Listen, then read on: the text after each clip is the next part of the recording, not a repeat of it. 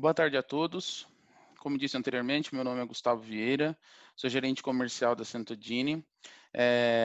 Gostaria de agradecer a presença de todos neste nosso webinar sobre as utilizações do Exoma, né? E eu gostaria então de apresentar o Dr. Charles, né, que já está compartilhando a tela dele conosco, né? O Dr. Charles Lourenço é professor de genética clínica e pesquisa médica aplicada na Faculdade de Medicina Centro Universitário Estácio, em Ribeirão Preto, São Paulo. Dr. Charles é um geneticista bioquímico clínico com interesse em distúrbios neurodegenerativos genéticos. Ele é PhD em neurogenética, com sua tese focada em ataxias espinocerebelares de início precoce, especialmente em um subconjunto de pacientes com ataxias e hipogonadismo. O Dr. Charles tem vasta experiência na utilização de exomas e gostaríamos de agradecer a presença dele e agradecer o aceite dele ao nosso convite para estar conosco nesse webinar da Centodini. E sendo assim, eu gostaria de pedir a todos que, caso tenham dúvidas, possam escrever no box que tem bem embaixo da tela de vocês com Q e A, né? E todas as dúvidas vão ser retiradas ao final da apresentação, ok? Agradeço a todos a participação novamente e passo então a palavra ao Dr. Charles. Bem, gostaria de agradecer o convite para fazer a apresentação com vocês hoje. A ideia é a gente falar um pouco das aplicações, né, do sequenciamento de nova geração, focando no exoma para o diagnóstico clínico, né? Eu acredito que hoje em dia o avanço do sequenciamento de nova geração, em particular do exoma, trouxe possibilidades que nós não tínhamos no passado. Inclusive, acho que isso abre também a ideia, talvez eu mostrar várias situações em que o diagnóstico correto, preciso, pode modificar não só a abordagem com o paciente, né, mas todo o segmento daquela família. Aqui são meus conflitos de interesse. Bem, acho que a gente fala de sequenciamento de medicina genômica já há muito tempo, né? A primeira vez que esse termo foi utilizado foi na capa da Science, lá em 2003, né? Quando o pessoal estava meio que completando o rascunho do genoma humano. E foi um processo, foi, digamos assim, um projeto audaz, extremamente caro, né? Consumiu muito dinheiro. Hoje, a gente consegue fazer em alguns lugares em 48 horas isso, para você ter uma ideia do impacto que a gente teve com a possibilidade de fazer o sequenciamento maciço paralelo, né, de vários genes. E eu acho que essa linha do tempo aqui, ela nos dá bem essa ideia, né? Se você olhar, aqui foi a época do projeto Genoma Humano.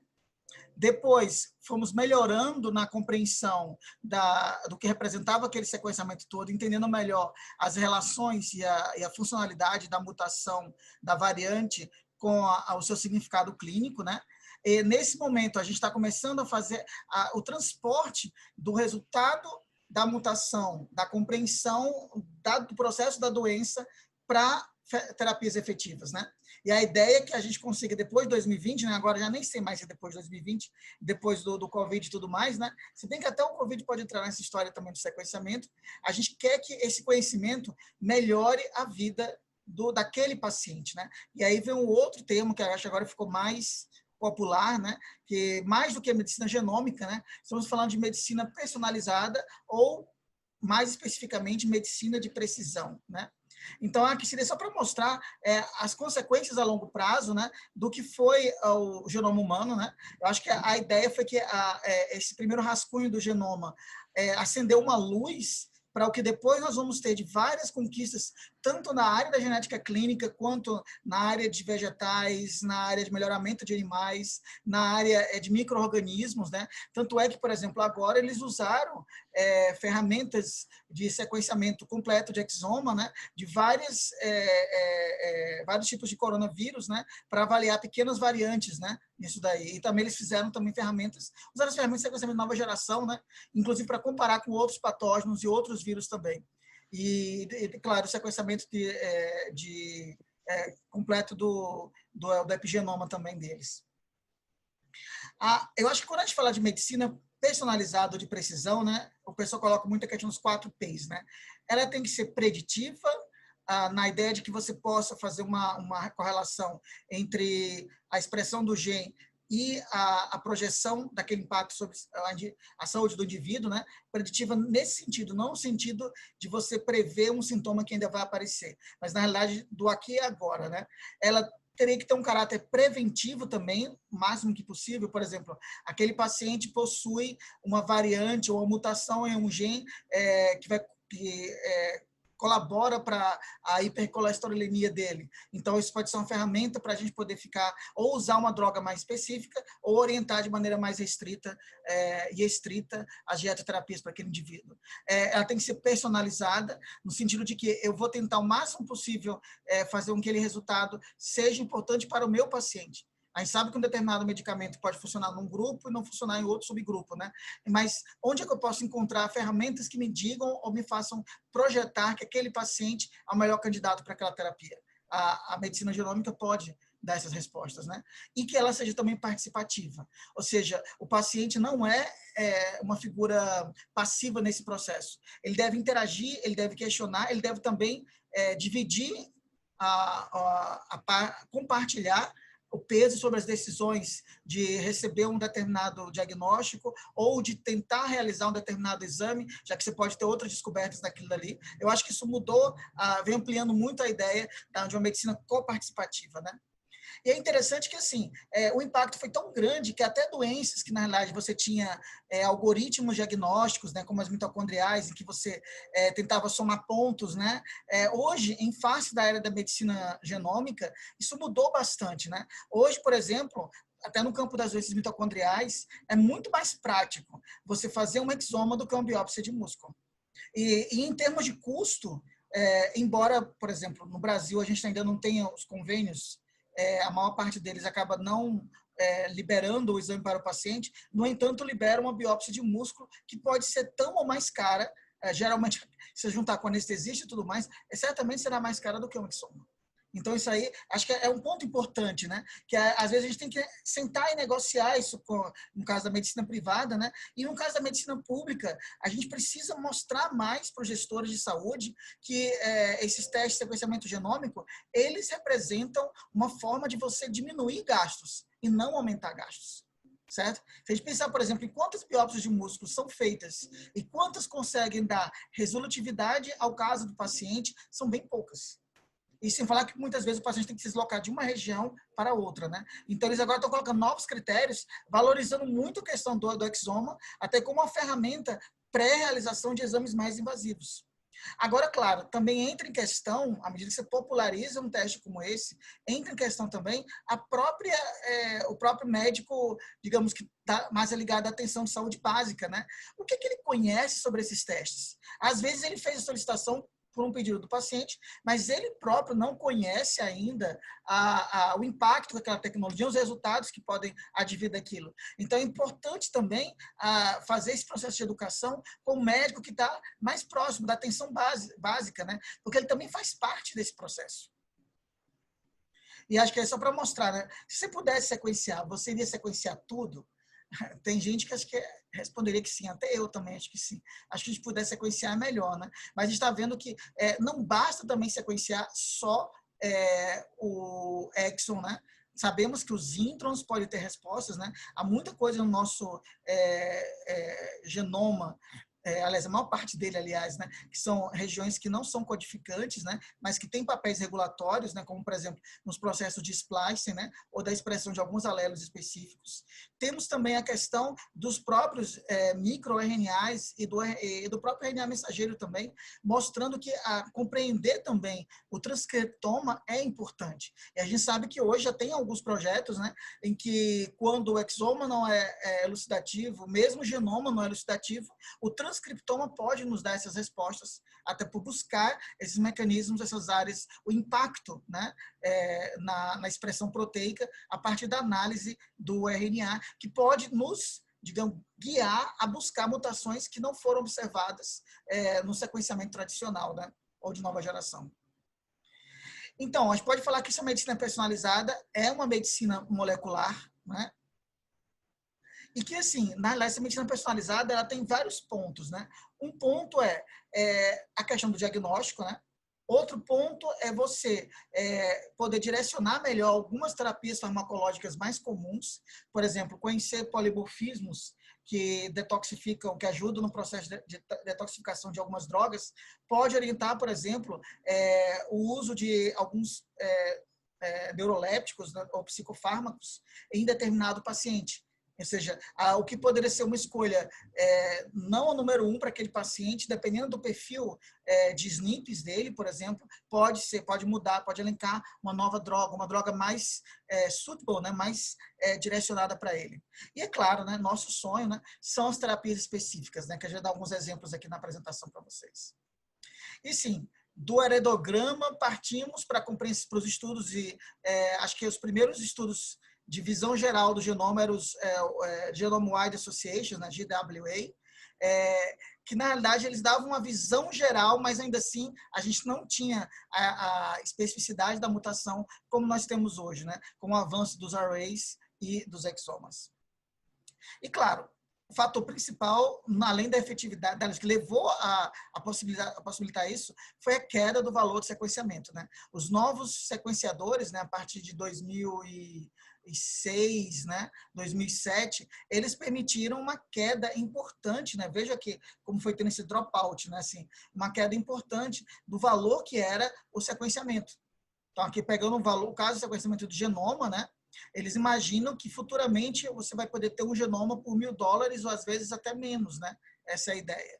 Agora, no momento, assim, continua um exame caro, mas o exoma ele mostrou você até um sexto do preço, né, do genoma, que ele pode ser uma ferramenta bastante útil e mais acessível até para a nossa prática clínica. Aqui só para mostrar, né, o boom que nós tivemos de publicações. Depois, aqui foi a primeira publicação mesmo, né, com dados de exoma, e veja como foi. Eu me lembro que eu estava nesse congresso, foi o American College of Medical Genetics, né? E eu fiquei assim, estupefato quando eu vi isso, né? Porque a minha sensação na época foi: estamos mudando a maneira de compreender essas doenças. É claro que eu imaginei que seria algo mais para pesquisa, né, para aqueles casos que a gente quer descobrir um gene, né, mas que inicialmente eles começaram assim mesmo, os exomas, como ferramentas para descobrir genes, porque aquele processo de linkage, né, quem é da velha guarda aí deve lembrar dos famosos linkages, né, que a gente vê até isso na genética do segundo grau. A gente fazia algo parecido para poder descobrir mutações de genes específicos, né, mas era um processo extremamente trabalhoso, time consuming mesmo. E eu acho que o exoma quebrou esse paradigma, só que o maior paradigma foi quando ele partiu para análise clínica, né? E veja o boom que nós tivemos de publicações a partir desse momento. E claro, assim, como nós falamos, né, o custo ele é algo importante e ele muda a nossa percepção. Só para vocês terem uma ideia, o primeiro sequenciamento ele custou $1 bilhão, né, de genoma. O valor, assim, assustador até. Hoje, nós conseguimos fazer uma queda dos valores, né, bastante. Em 2013, já conseguia fazer por $4.000, né? Agora a gente consegue fazer mais barato ainda. Na realidade, assim, a queda do valor aqui só em termos de comparação, né, quando fizer essa comparação econômica, foi que, por exemplo, uma ressonância com sedação, né, eu diria com sedação, ela pode ficar, eles colocaram com $4.000, né, nos Estados Unidos, que seria mais ou menos o preço do sequenciamento genômico, né? A ideia é que realmente houve uma queda importante de preço. Curiosamente, esses exames como ressonância, né, não tiveram uma queda de preço comparável à queda que nós tivemos nos valores de sequenciamento genômico e exômico, né, que ele compara uma queda de 25 mil vezes, né? Então, ele compara, até para ter uma ideia, né, que seria o mesmo que uma casa que custava antes $250 mil, hoje custasse $10 mil. Ou um carro que custava $25 mil, hoje custasse $1.000. Então, você vê como realmente baratear essas tecnologias. E assim, né, na realidade, ainda muito questionamento, né, se a gente já está preparado para falar sobre medicina de precisão, né? Porque a ideia seria da medicina personalizada, né, para a gente chegar à medicina de precisão, que seria aquela em que você não só foca no paciente, mas também você consegue fazer um plano de acompanhamento e até mesmo de tratamento específico para ele, né? Daí a ideia de precisão. Eu acho que, na realidade, a gente está chegando assim. Muitas dessas doenças genéticas, infelizmente, ainda não tem uma terapia específica, mas o diagnóstico genético com certeza muda a nossa maneira de compreender, de fazer o segmento desses pacientes. Por isso que eu acho que é algo importante. E não só na genética clínica, mas também nas próprias terapias para câncer, né? Hoje, embora o câncer ele não seja uma doença genética germinativa na maior parte das vezes, ele é uma genética no tecido em que há a mutação. E você sabe que, por exemplo, a partir de determinadas mutações, você pode também indicar o melhor agente quimioterápico para aquela doença. E, às vezes, até outras drogas que podem ser utilizadas. Então, isso é um exemplo, realmente, de medicina de precisão também. E aqui são algumas drogas, né, que são específicas para alguns tumores, quando você tem, por exemplo, mutação no Carras, quando você tem mutação no EGFR. O Dr. Rodrigo Florencio, que está acompanhando também aqui o seminário, ele também pode nos dar uma luz aí nesse aspecto, porque realmente são exemplos de uma medicina mais personalizada, né? E assim, e por que o exoma, né? Porque quando você faz o exoma, você consegue ver pelo menos 22 mil genes, né? Os exons de 22 mil genes, né? No entanto, no genoma não é apenas isso. O exoma, se for colocar proporcionalmente, ele veria 1 a 2% do nosso genoma, né? Existe, na realidade, alguns exos que a gente pode perder. Ah, mas no exoma, como é que você pode perder alguns exos? É que às vezes são regiões que você não consegue uma boa cobertura. Existem também alguns genes que codificam proteínas que, na realidade, você pode não conseguir detectar, às vezes, no exoma. E também há alterações de número de cópias, que hoje a gente está começando a melhorar esse aspecto no exoma, mas que, às vezes, você precisaria, por exemplo, fazer uma array para poder pegar deleções e duplicações. Algumas doenças por expansão, como as SCAs, por exemplo, X frágil, a gente pode não ver, né? Tecnicamente, a gente não vê na maior parte dos exomas, né? Agora, com os exomas, vendo a questão de copy number variation, e provavelmente, se a gente melhorar isso daí, a gente poderia pegar a doença por expansão, mas no momento o exoma não pega doença por expansão, ou seja, a doença é genética, ela é hereditária, mas ela não é por uma mutação em um exon, né? É pelo menos uma mutação de ponto, né? Você tem, na realidade, uma repetição de uma tríade de nucleotídeos. E, assim, aí existem alterações estruturais também, como casos de pacientes que têm translocações, né? Alterações do DNA mitocondrial, que também está melhorando a parte do exoma mitocondrial em combinação com o exoma geral, mas ainda pode, dependendo do tecido, você encontrar mutação apenas em um órgão específico, né? E também alguns genes de microRNA. Também pode ser coisa que a gente estamos melhorando essa parte. Por que o exoma, né? Como nós falamos, o exoma envolve de 1 a 2%, né? Basicamente, 85% de todas as doenças genéticas são causadas por mutações exônicas, né? Então, acho que isso é um ponto importante, né? E também pela questão do valor, né? O exoma ainda custa, e está cada vez mais barato, né? Pode custar até 1/6 do valor de um genoma, embora o valor do genoma também esteja caindo progressivamente, né? A gente sabe que em programas, por exemplo, o NIH tem um programa que eu acho muito interessante, né, em que eles fazem o Undiagnosed Disease Program, né, e uma boa parte dos casos lá diagnosticados foram através de exoma, outros foram por genoma, né.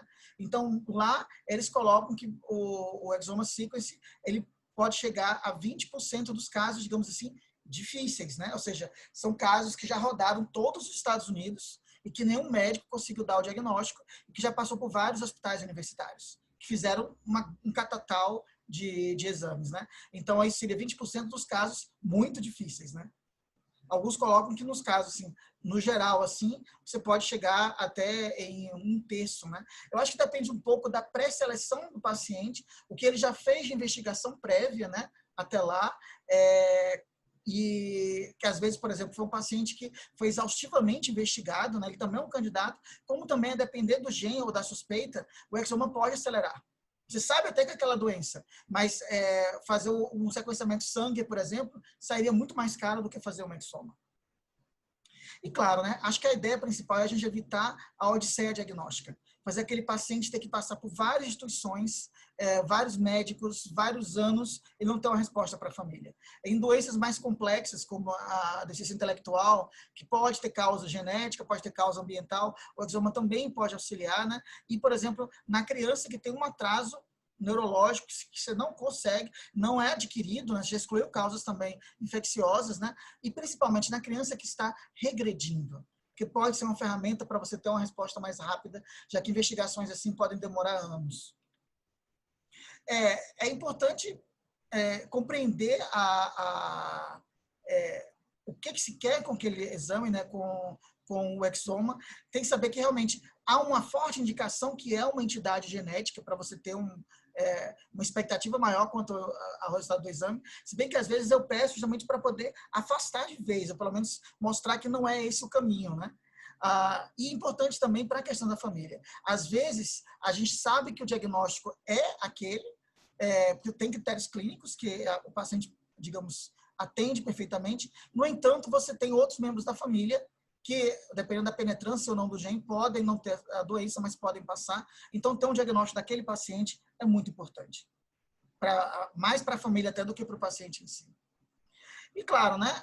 Tem aspectos do exoma que são importantes, por exemplo, a questão da captura. Eu estava até comentando que esses aspectos mais técnicos, né, a gente poderia até fazer um outro webinar, né, para discutir esses aspectos mais técnicos, porque são questões que podem explicar, por exemplo, os casos de exoma normal, e você não tem dúvida que o paciente tem uma doença genética.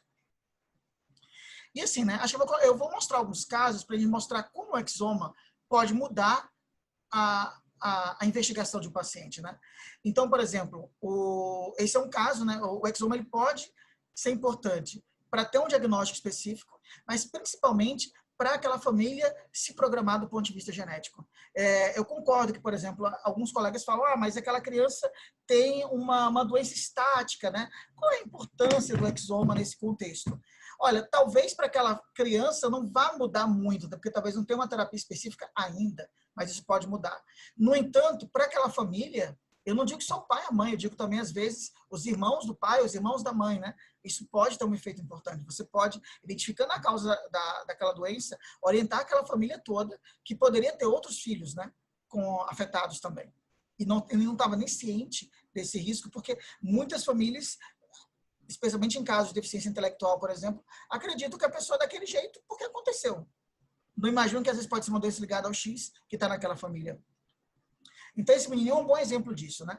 É um paciente do sexo masculino, né? Ele foi, curiosamente, ele foi concebido através de ICSI, né? Ou seja, foi por técnica de fertilização assistida. Foi a primeira criança de pais não consanguíneos, né? Quando ele nasceu, ele teve dificuldade na hora do parto, né? Teve um pouco de sofrimento fetal, mas necessitando fazer cesárea, né? Mas ele nasceu a termo, com peso de 3 quilos, o APH de 8 e 9, teve alta em 48 horas, né, mais por conta da mãe até, porque ela tinha feito cesariana. Durante a infância, o paciente mostrou muita irritabilidade, né? Os pais falavam que era uma criança mais irritada, não dormia bem, tinha muito refluxo, mas aí, como era o primeiro filho, você podia até considerar, né? Só que a criança estava hipotônica. Esse foi o primeiro sinal, assim, de maior alerta, né? Ele também tinha uma história de ter sempre fezes muito moles, né? E sempre estar com um quadro diarreico contínuo, né? Não comia direito. Ele também tinha algumas características sensitivas, né? Aversão a algumas texturas de comida. Por isso que, na realidade, ele foi encaminhado para avaliação de autismo. Ele teve o atraso dele ficou mais evidente com 12 meses, né? Quando a mãe observou que, por exemplo, ele não estava andando, ele não falava nada, absolutamente nada, e tinha pouca interação também com o ambiente. Ele começou a engatinhar com 16 meses, né? E só foi andar com 3 anos de idade, né? Quando ele começou a andar, eles notavam que ele tinha uma marcha meio alargada, não é? Caminhava um pouco mais, com certa irregularidade, mas ele nunca perdeu essa habilidade. Pelo contrário, ele até melhorou com o tempo. Ou seja, era uma criança que tinha um atraso global, né?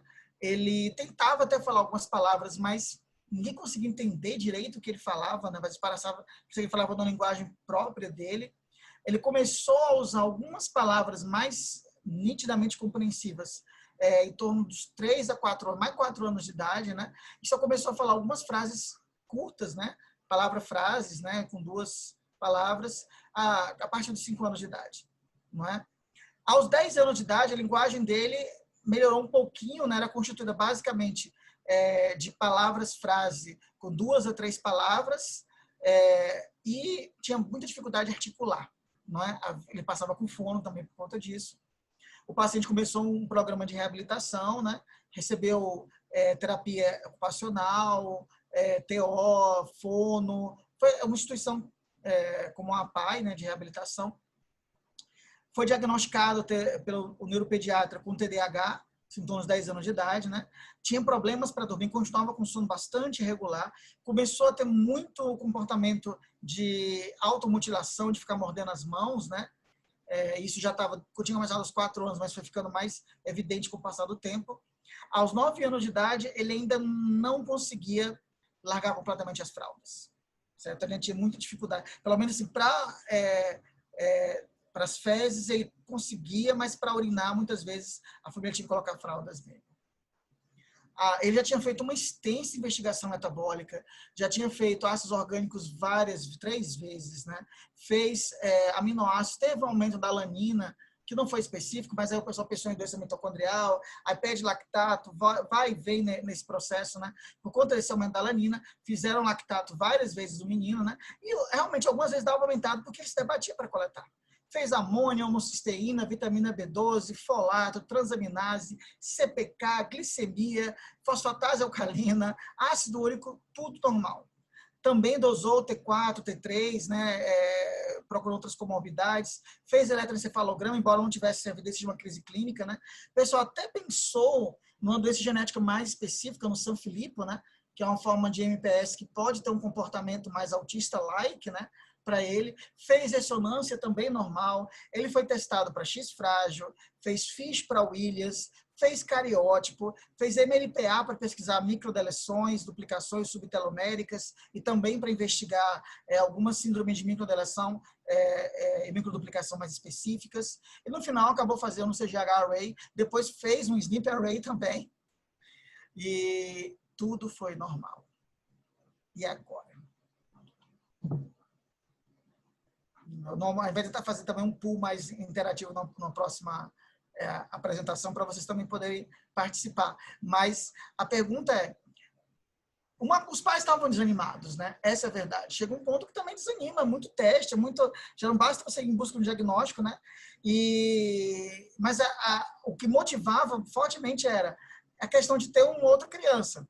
Como não chegou a um diagnóstico nenhum, e aí não havia história familiar nenhuma, se colocou a questão de ser provavelmente algo de novo, esporádico. Sabe que muitos genes de deficiência intelectual, eles são de novo, né? Tem os ligados ao X, né, que podem estar na família já sem manifestação, mas que também pode ser de novo, né? Mas tem muito gene agora autossômico dominante que a gente está descobrindo, né? Que é de novo também, são mutações novas, né? Não herdadas dos pais e com baixo risco de recorrência. Sendo aconselhado assim, a família decidiu ter mais um filho, também usando fertilização assistida, e a criança também desenvolveu os mesmos sintomas que o irmão.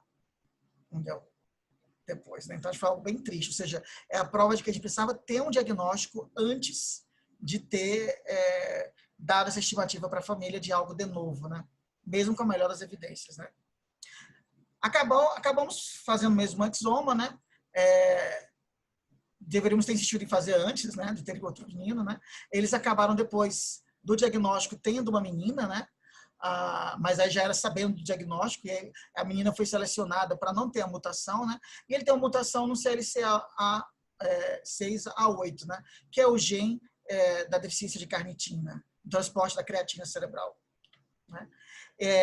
Acabou se fazendo a ressonância com espectroscopia com ele, né? Para poder só confirmar isso daí. Mas veja, né? Aqui é o pico da creatina cerebral, você tem uma espectroscopia, né, na ressonância, e aqui é o paciente, né? Você vê que praticamente o pico não existe, não é nem pico direito, né? Em alguns pacientes você nem vê essa formação aqui. Nas mulheres, às vezes você pode ver um pico um pouco menor, né? Nessa região, né? Que é a colina, que é a creatina. E isso chama atenção. Mas não dava para ter feito esse exame. Aí é que tá.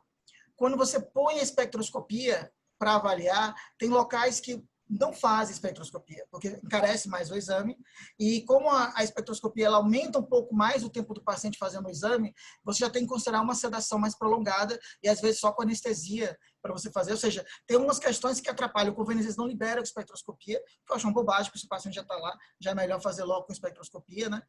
Então, uma das lições desse caso é, se vai fazer uma ressonância no paciente com deficiência intelectual, características autista-like, atraso global de desenvolvimento, tentem já fazer sempre com espectroscopia, para não ter que refazer, né? Agora, outra prova também é que esse menino poderia não ter precisado ter feito todos esses exames. Não é? O exoma já estava disponível na época que ele começou essa jornada de investigação. E aqui, só para comparar o pico do acetilaspartato, né? E você vê aqui o pico da creatina diminuído. E o lactato, esse pico invertido mesmo, né? Os distúrbios da síntese da creatina compreendem um grupo bastante interessante de doenças. Existem duas recessivas e existe uma ligada ao X, que é o caso do nosso paciente, né? Essa forma ligada ao X, ela, em algumas estatísticas, sugere que pode chegar a uma frequência igual à frequência do X frágil. Agora, onde estão esses pacientes, eu não sei, porque a gente vê muito mais X frágil que deficiência da creatina, do transportador da creatina. Agora, na realidade, talvez seja pelo fato de que o teste para o X frágil é um teste que é muito mais disseminado e de fácil acesso, né? E aqui é diferente, né? Aqui você teria que fazer o sequenciamento mesmo para encontrar a mutação. Aqui são só uns vídeos da criança, né? Eu concordo que, olhando assim o menino, eu precisaria muito de X frágil. E eu entendo até porque ele foi com diagnóstico de autismo, né? Ele tá vendo TV, né? Ele tem estereotipias, tem essa oralidade, tá vendo as estereotipias dele aqui?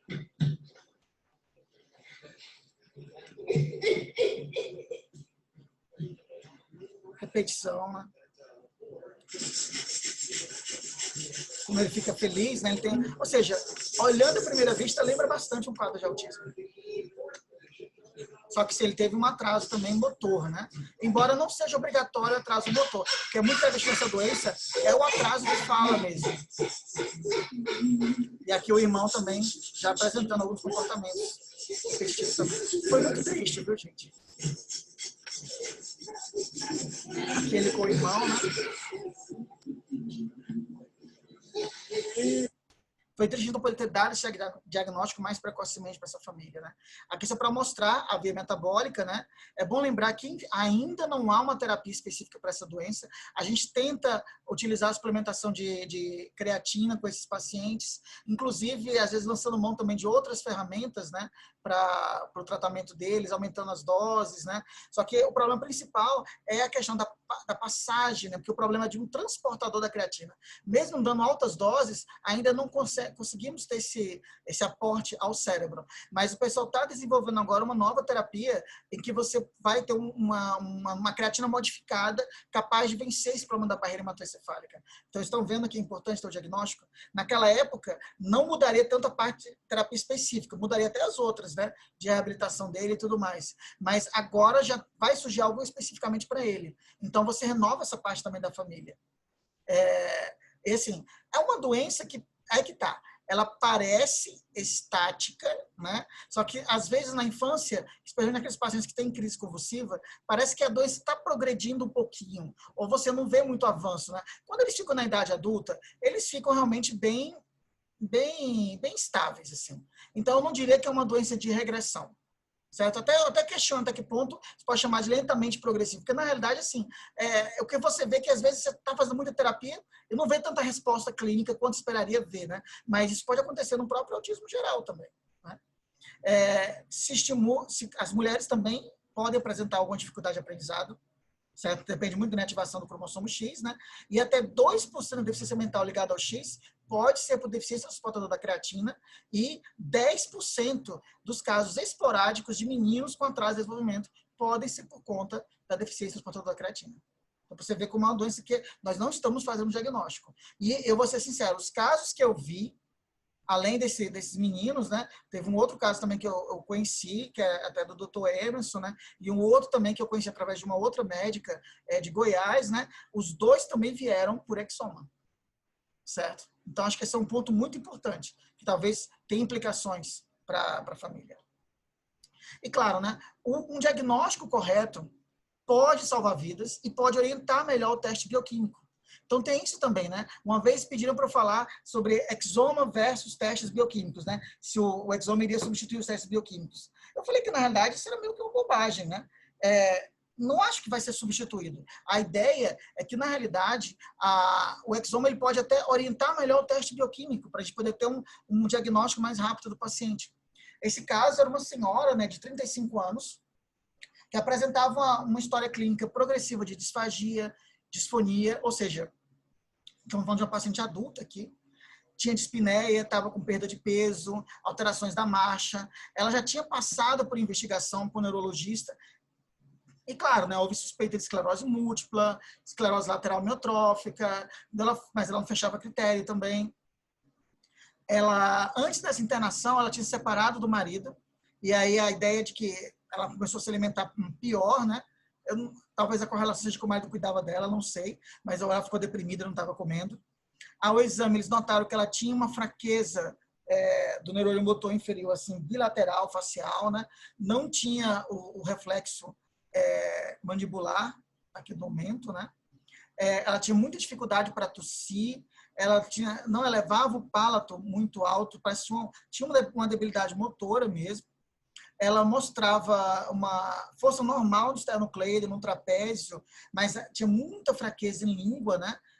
Que também estava fasciculando. O pessoal até pensou em uma forma de amiotrofia espinhal de início tardio, que pode acontecer, ou outras formas de amiotrofia espinhal não ligadas à deleção do SMN, né? Para esse caso dela. Houve também até a suspeita de POMP, né, que o POMP na forma adulta pode dar também essa fraqueza de língua importante, e às vezes você pode encontrar achados de neuropatia motora axonal mesmo, desnervação no POMP, né? É raro, mas já tem descrição, mas também não era. Ela estava com a fraqueza simétrica também de membros superiores e inferiores, né, com uma força grau 1 a 2 distal e grau 3 a 4 proximal. Ou seja, realmente estava com a fraqueza mais distal do que proximal. Foi aí que se pensou também em porfiria, para ela, porfiria aguda. Embora ela não tivesse dor abdominal, às vezes a porfiria aguda pode abrir como um quadro de fraqueza motora também no paciente, e mais distal que proximal, mas também foi normal. Ela tinha os reflexos todos aumentados, mas apresentava o cutâneo plantar em flexão. A sensibilidade estava normal e tinha muita dificuldade de avaliar se ela tinha dismetria, giacocinesia, tinha em membros, né, para fazer os exames. Ela tinha sido investigada, inclusive, até para várias outras doenças autoimunes, né? Tudo foi negativo. Tinha feito a ressonância também de encéfalo normal. Eles encontraram apenas no líquor uma discreta elevação de proteína, uma certa proteinurraquia, né? Tinha investigado Lyme, tinha feito bandas oligocolais pensando numa doença desmilinizante imunológica, pesquisado vírus também no líquido, no encefalorraquidiano, investigado chumbo. O chumbo pode dar um quadro também, neuropatia motora de predomínio distal, né? Tinha feito várias vezes o ALA e o PBG, pensando também em porfiria aguda, e na eletromiografia ela tinha uma desnervação aguda, né? Tanto na musculatura tibial anterior, e também tinha uma desnervação crônica, né? Na musculatura de mãos, né? No interósseo dorsal. Ou seja, ela tinha um quadro que estava piorando, mas que já estava instalado há algum tempo, né? E assim, ninguém sabia a causa. Isso é desesperador, né? E não foi por falta de investigação. A ideia de que realmente não era algo adquirido, né? E a resposta? Bem, a resposta acabou sendo quando, diante de tudo isso, né? E até de sequenciamento de alguns genes, ela fez permetrofia espinhal, chegou a fazer um painel para doença do neurônio motor, chegou a investigar a amiloidose também, uma forma mais atípica de amiloidose, mas foi tudo normal. E aí, acabamos usando o exoma, né? Só que o exoma mostrou uma doença que a gente não estava bem esperando para ela, né? Mostrou a síndrome de Brown-Vialetto-Von Laer, que é uma doença que faz parte do grupo das deficiências de transporte da riboflavina cerebral. E, assim, a gente espera, a princípio, Brown-Vialetto, quadros mais precoces, né? Classicamente com perda auditiva, que ela não tinha. A gente sabe que existe uma forma de Brown-Vialetto, que é o Fazio Londe, que não tinha a perda auditiva. Mas, assim, como o quadro ela começou assim, depois, tudo bem, na literatura mostrava que havia quadros assim também, né? Só que a gente tinha encontrado duas mutações, uma era já descrita na literatura, a outra, assim, era provavelmente patogênica, porque era uma mutação mais grave, mas ainda nova na literatura, então a gente precisava meio que confirmar isso daí, estar mais seguros com isso. Já havia um marcador bioquímico para Brown-Vialeto, né, que era através do perfil de acilcarnitinas, né, que não havia sido pedido na época, porque geralmente doenças de adulto com alteração no perfil de acilcarnitina são doenças mais miopatias, né, não neuronopatias. Então, não havia, o pessoal que a investigou seguiu a cartilha. E, realmente, se ela tivesse sintomas musculares, teriam pedido acilcarnitinas, mas como ela estava com sintomas de neuropatia e uma doença neuromotor, não se pediu. E, na realidade, hoje a gente sabe que o Brown-Vialeto, pela alteração que você tem no transporte da riboflavina, e você sabe que o perfil de acilcarnitinas ele reflete a beta-oxidação mitocondrial, e esse processo pode ser interferido pela questão de algumas enzimas que são dependentes de riboflavina, né? As flavoproteínas. Quando você tem uma deficiência de riboflavina, você vê que aumenta vários ácidos orgânicos, no caso aqui, acilcarnitinas, né? Você também pode encontrar alteração dos ácidos orgânicos, mas menos frequente, ainda mais na forma adulta. Agora, você pode encontrar nas acilcarnitinas isso daí. E a gente vê que a riboflavina ela é importante para várias enzimas que estão envolvidos com esse processo, tanto também da cadeia respiratória mitocondrial. Então, com esse resultado, com o exoma dela, mesmo tendo uma outra mutação que seria um VUS, né? Mas de classe 2, ou seja, provavelmente patogênico, composto do bioquímico, e depois do tratamento, ela mostrou a resposta clínica e as acilcarnitinas dela ficaram normalizadas, a gente não tinha dúvida do diagnóstico, né? Então, Brown-Vialeto-Van Laer é uma doença tratável, não é? Ou seja, a gente tem que usar doses bastante altas de riboflavina, né? É uma doença que você também pode ter fraqueza do pescoço nesses pacientes, né? E pode ter muita atrofia de mãos.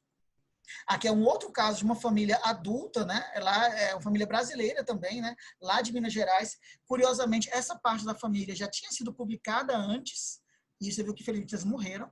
Foi publicada como Brown-Vialeto, mas ninguém sabia a base molecular do Brown-Vialeto, então não tinha uma terapia específica. E aqui já são elas, adultas, né, chegando na idade, já estão passaram da idade dessas que faleceram, né, mas depois da riboflavina, a vida delas mudou, dessas pacientes. Veja que é uma família que tem 3 consanguinidades aqui, né. Então, na realidade, isso é uma prova de como o exoma pode ter uma efetividade. Você vê que também clinicamente ela tem, essa atrofia de língua, de interósseos aqui. Só que elas tinham surdez, né? A surdez desde a infância, então isso era uma pista que o neurologista usou no diagnóstico. Também tinha aquelas tias, né, que tinham falecido com essa suspeita clínica.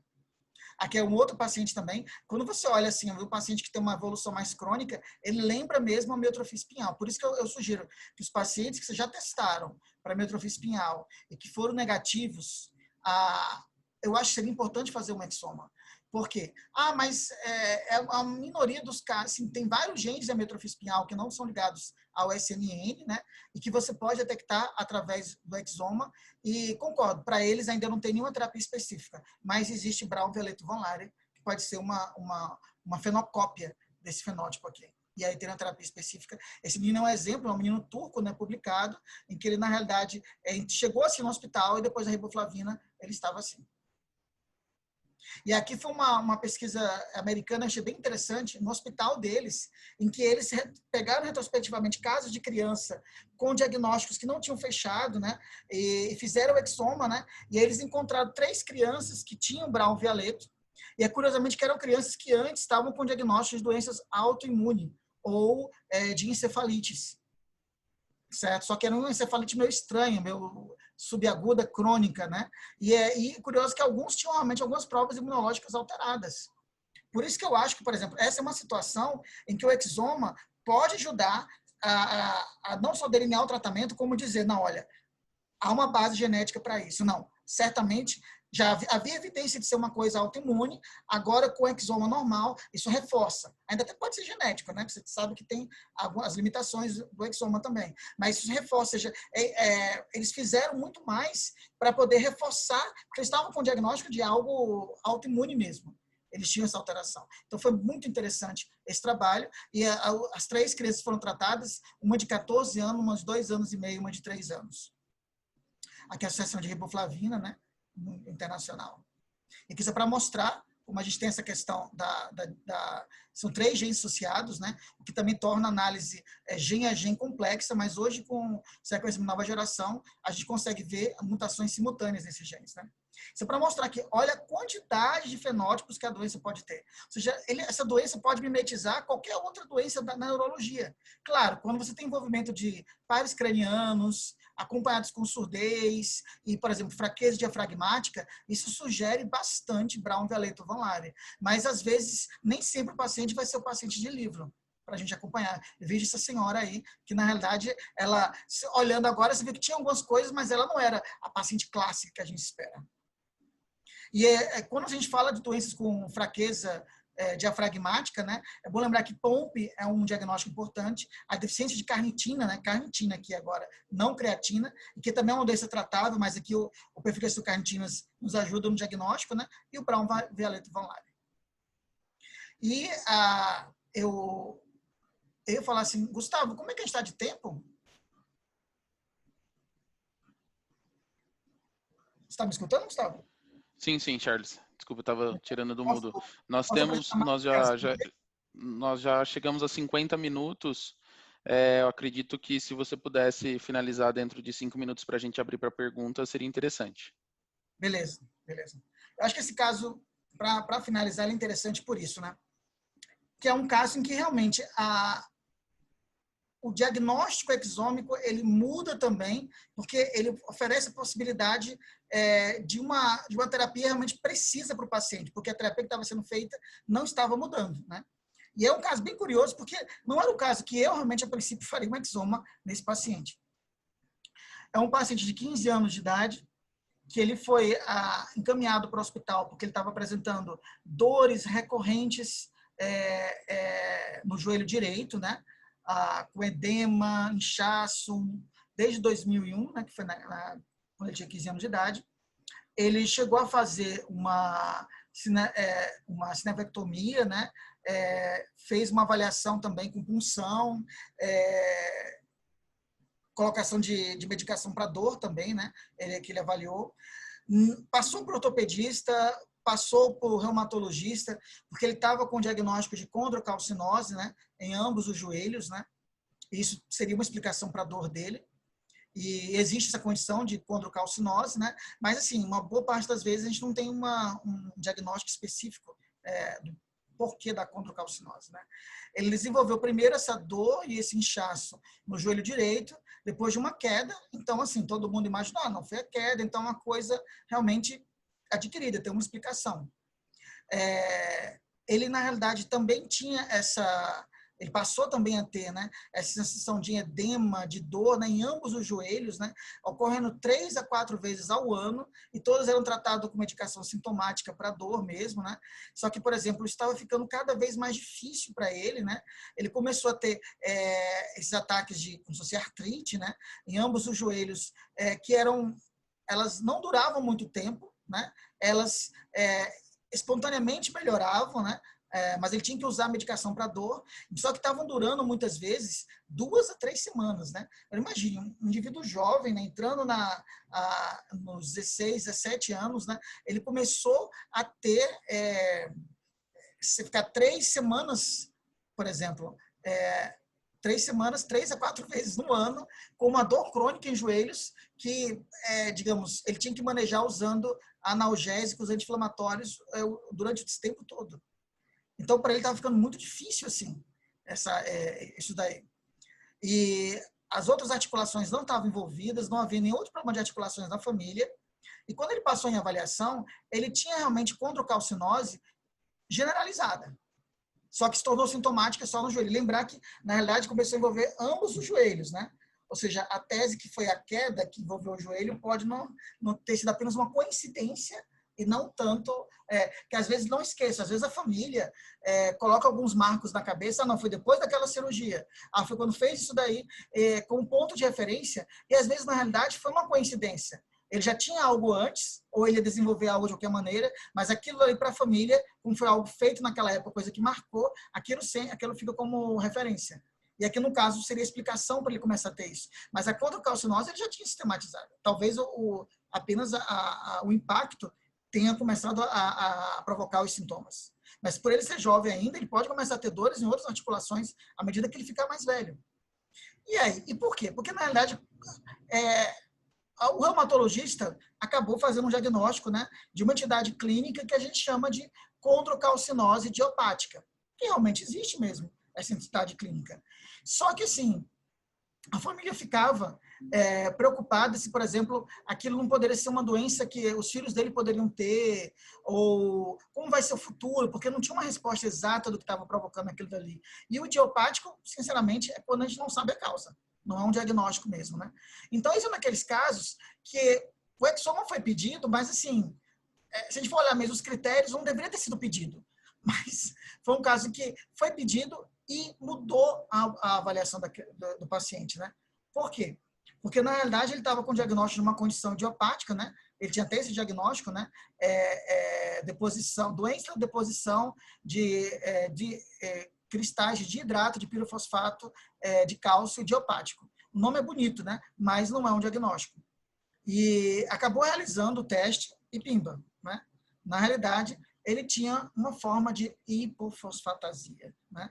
Esse é um caso que, por exemplo, quando saiu o resultado, né, que era uma mutação missense, né, nova, de novo, né, no caso não herdada, que chamou mais atenção ainda isso daí, os pais foram testados, né, então orientou até outros membros da família, agora chamou atenção por quê? Porque tinha um marcador bioquímico que era fosfatase alcalina, mas o valor dela estava baixo, mas assim, não um pouco próximo do valor de referência. Então, ninguém deu muita bola. É que a gente vê casos de hipofosfatasia com a fosfatase alcalina de 10, de 20, né? Mas, e assim, mesmo assim, às vezes o pessoal não presta atenção que eles olham quando ela está alta, nem tanto quando ela está baixa, né? Mas aqui, como estava próximo do valor de referência, talvez o pessoal não tenha dado bola, né? Depois que a gente foi fazer de referência, né?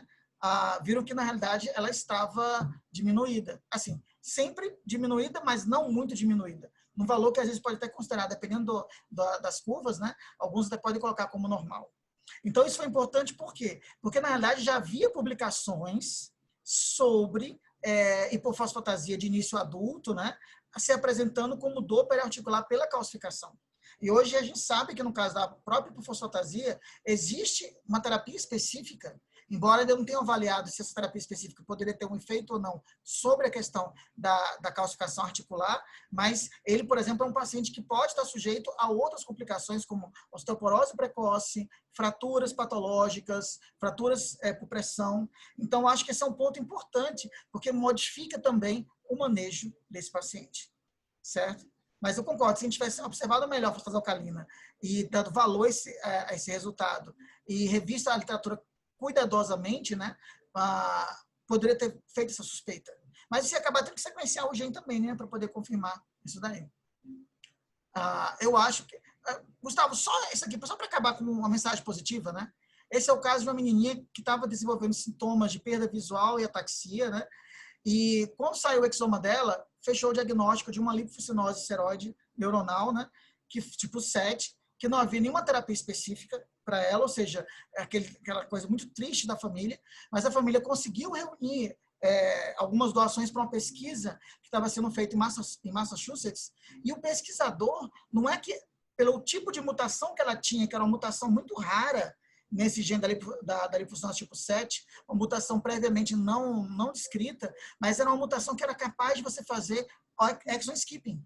E então, na realidade, eles conseguiram fazer uma terapia, usando também um pouco do que a paciente conseguiu reunir, específica para essa paciente. Isso sim é medicina de precisão. E claro, né, num timeline que a paciente ainda não perdeu todas as habilidades. Mas isso é uma prova de como você consegue direcionar uma terapia específica a partir do resultado do exoma. Porque essa menina já estava sendo em investigação há 2 anos, nos Estados Unidos, né, sem ter um diagnóstico da sua condição de base. Então, isso mudou, né? E ela com o Dr. Yu, né, a gente contactou ele, a gente também fez o diagnóstico por exoma também de uma paciente com linfonodo tipo 7, ficamos até felizes, vai que é a mesma história. Mas aí o Dr. Hu falou que até daria para fazer um exon skipping, mas que não foi o mesmo que ela fez para ela, que ele fez para ela, e que na realidade teria que fazer novos oligonucleotídeos e a gente não tem dinheiro para isso, né?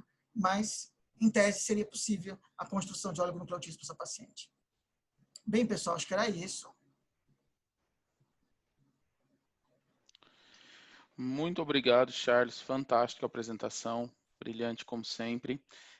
Eu estou abrindo então aqui para as perguntas. Nós temos uma pergunta da Juliana Silva Vrombleski. Espero que eu tenha dito certo sobre o nome dela. E, olá, como você mesmo disse, nesse terceiro caso, quando solicitar ou não um exoma? Olha, eu gostei da pergunta. Assim, na realidade, eu acho que a gente tem que se guiar muito pelas particularidades e peculiaridades do paciente. O que eu tento falar assim, para a minha prática, né? Assim, pensando em realidade brasileira, o que eu venho observando mais?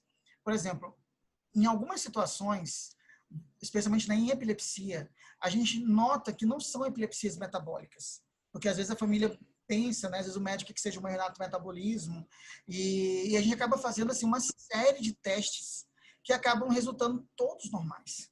Certo? Então, acho que essa é uma situação. E muitas vezes, algumas epilepsias que até são passíveis de tratamento, você não consegue detectar com os testes metabólicos que nós utilizamos. Então, acho que essa é uma situação em que a gente tem que fazer um balanço entre os testes que temos disponíveis, o tempo para esses testes ficarem prontos e, para aquele tipo de condição, qual é a resolutividade daqueles testes. Então, acho que a epilepsia, a encefalopatia epilética, que a gente sabe que uma boa parte dos casos que não vai ter uma base genética quando se exclui as causas adquiridas, né? Eu acredito que, por exemplo, eu venho cada vez mais indo muito para a tendência do exoma, certo? Ou dos painéis, né? Nesse caso, mas eu acho que pelo valor, o exoma ele vai acabar incorporando, vai ser mais baratos no futuro do que os próprios painéis.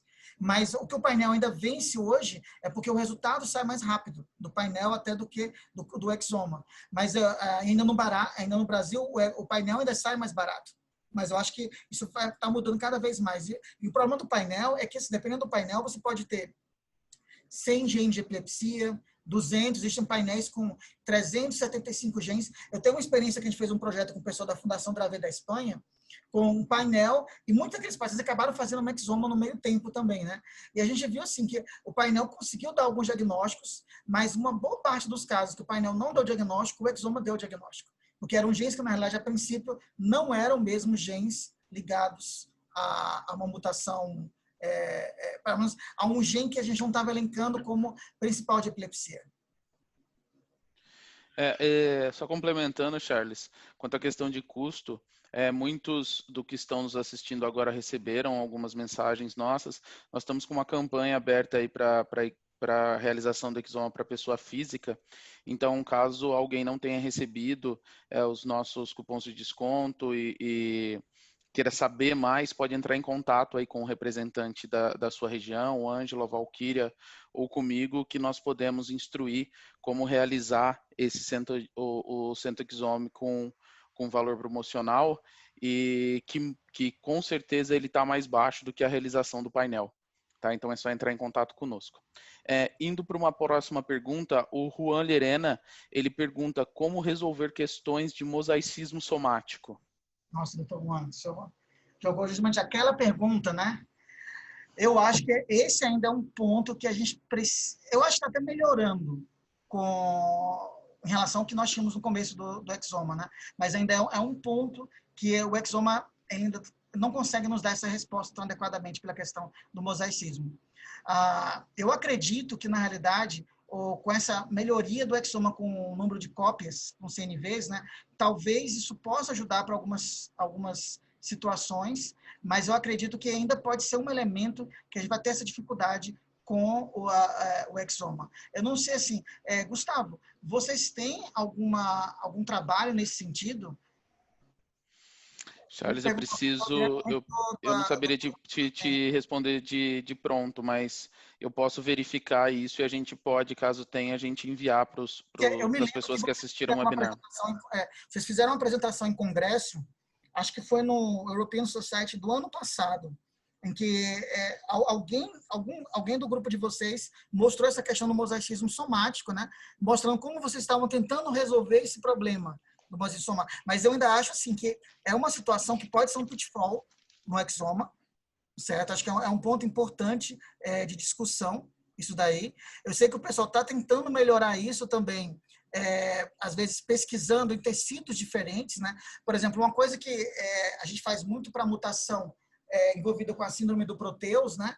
É a gente tentar fazer o exoma de mucosa bucal ou preferencialmente de fibroblasto, nesse caso. Então, para algumas doenças que a gente sabe que tem alta chance de mosaicismo, né? É a gente pesquisar em linhagens diferentes. Mas eu acho que isso é um ponto importante para o futuro. Porque está fazendo, basicamente, na maior parte dos casos, ainda fazendo em sangue, né?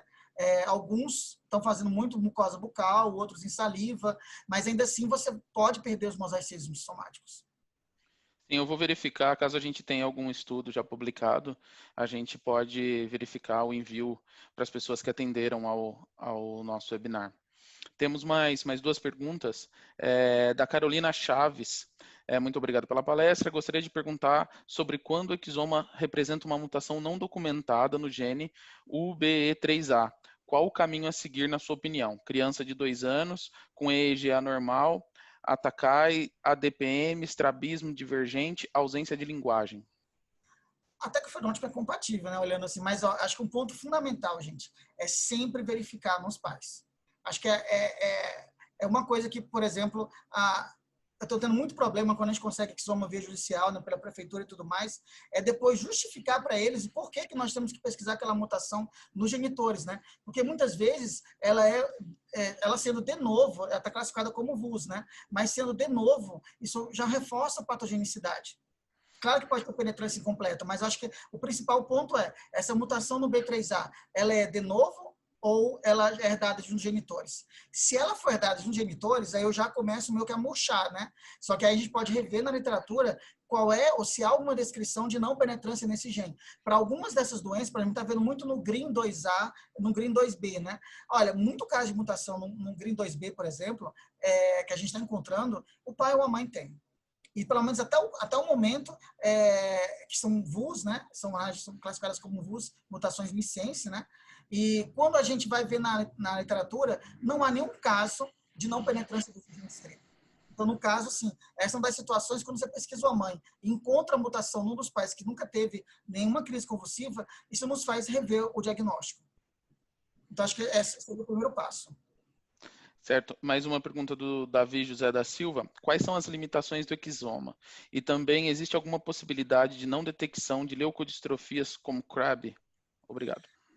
Olha, as limitações a gente tinha comentado um pouquinho, né? A gente tem o problema das mutações intrônicas, temos problema também de mutações presentes em microRNAs, em RNA mensageiros, né? Que podem realmente não ser detectadas. Essas geralmente não vão ser, já que são regiões fora dos exons, né? Temos, como o Dr. Juan elencou aí, a questão do mosaicismo somático, que é algumas doenças que pode ser também um problema para a gente fazer a análise de exoma. Então, assim, essas são as principais limitações. Eu acho que até, Gustavo, são perguntas que, por exemplo, a gente poderia fazer um outro webinar, né, abordando essas questões. Por exemplo, pitfalls, né, e aí a gente podia dar uma melhor resposta para o Dr. Juan, quais são as iniciativas que estão sendo feitas na literatura e até se o Centogene realmente tem já tem alguns dados, né, de casos. Eu me lembro que teve 2 casos por mosaicismo que vocês observaram, mas assim, foi um caso que a gente teve que fazer saliva, mucosa bucal, fazer várias coisas para poder confirmar mesmo esse mosaicismo. Não, com certeza, podemos sim. Uma última pergunta, Dr. Juan. Temos que estudar os pais nos casos recessivos para estabelecer cis ou trans? Olha, a gente está sempre fazendo. Eu acho que, assim, claro, que às vezes a gente consegue, pela raridade e tudo mais, considerar que não precisaria ser feito. Mas, olha, eu já tive surpresas quanto a isso. Entendeu? Assim, casos que a gente já tinha que fechar o diagnóstico, se encaixava tudo. Quando a gente foi ver, as 2 mutações estavam em cis, em um dos genitores. Então, assim, isso pode, a gente está vendo muito caso, por exemplo, pacientes que carregam 3 mutações, e geralmente 2 estão em cis.